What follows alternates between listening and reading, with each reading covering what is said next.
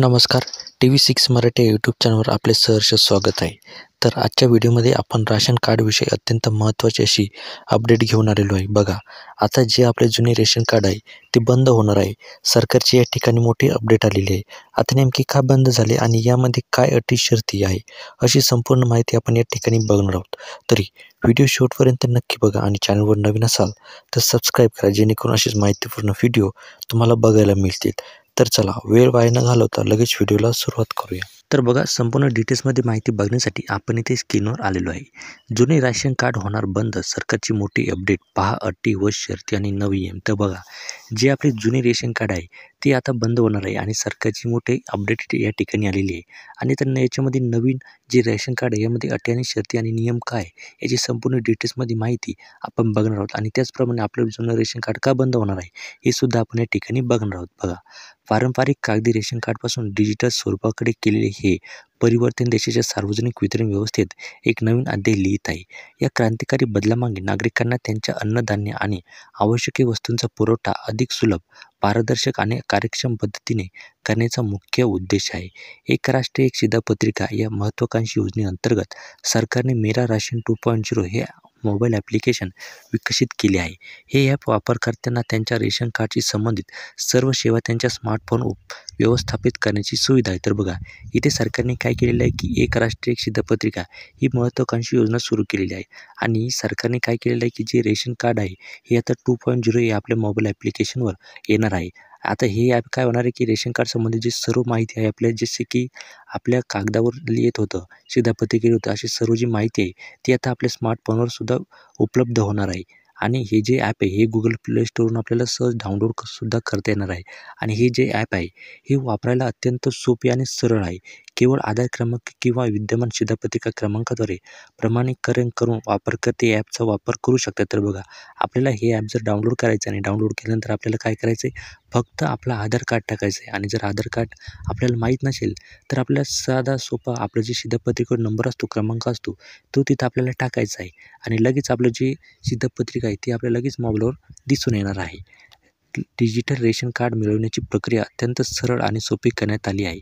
सर्वप्रथम वापरकर्त्याने मेरा ration 2.0 app आपल्या स्मार्टफोनवर डाउनलोड करायचं. तर बघा, आपल्याला सर्वात पहिले काय करायचं, आपल्या प्ले स्टोअरवर जायचं आणि तिथं काय करायचं की राशन 2.0 हे आपल्याला टाकायचं आहे. आणि ते टाकल्यानंतर आपल्या स्मार्टफोन काय होणार आहे की ते डाउनलोड करून घ्यायचं आहे. आणि त्यानंतर हे ॲप उघडून आपल्या आधार क्रमांक टाकावा. OTPद्वारे पडताळणी प्रक्रिया पूर्ण केल्यानंतर वापरकर्ता त्वरित आपली डिजिटल शिधापत्रिका मिळवून आणि डाउनलोड करू शकतो. या प्रक्रियेसाठी काही मूलभूत कागदपत्रांची आवश्यकता असते, ज्यामध्ये आधार कार्ड, ओळखीचा पुरावा, राहण्याचा पत्त्याचा पुरावा, पासपोर्ट आकाराचे छायाचित्र आणि बँक खात्याचे तपशील यांचा समावेश होतो. डिजिटल रेशन कार्ड प्रणालीमुळे नागरिकांना अनेक महत्त्वपूर्ण फायदे मिळत आहेत. सर्वात महत्त्वाचा फायदा म्हणजे सुविधा.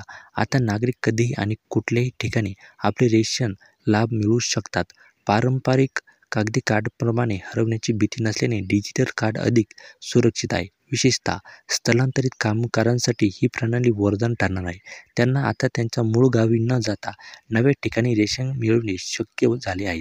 डिजिटल रेकॉर्डमुळे प्रणालीतील पारदर्शकता आली आहे आणि फसवणुकीच्या प्रकारांना आळा बसला आहे. शिवाय कागदाचा वापर कमी झाल्याने ही प्रणाली पर्यावरणपूरक देखील आहे. सार्वजनिक वितरण व्यवस्थेच्या आधुनिकीकरणात हे एक महत्त्वाचे पाऊल मानले जात आहे. तंत्रज्ञानाच्या वापरामुळे आवश्यक अन्नधान्य आणि वस्तूंचा पुरवठा योग्य लाभार्थ्यांपर्यंत कार्यक्षमतेने आणि पारदर्शक पद्धतीने पोहोचवता येतो. तथापि, या प्रणालीचा पूर्ण लाभ घेण्यासाठी वापरकर्त्याने काही महत्त्वाच्या बाबींची खात्री करणे आवश्यक आहे. सर्वप्रथम, त्यांच्याकडे इंटरनेट कनेक्टिव्हिटीसह स्मार्टफोन असणे गरजेचे आहे.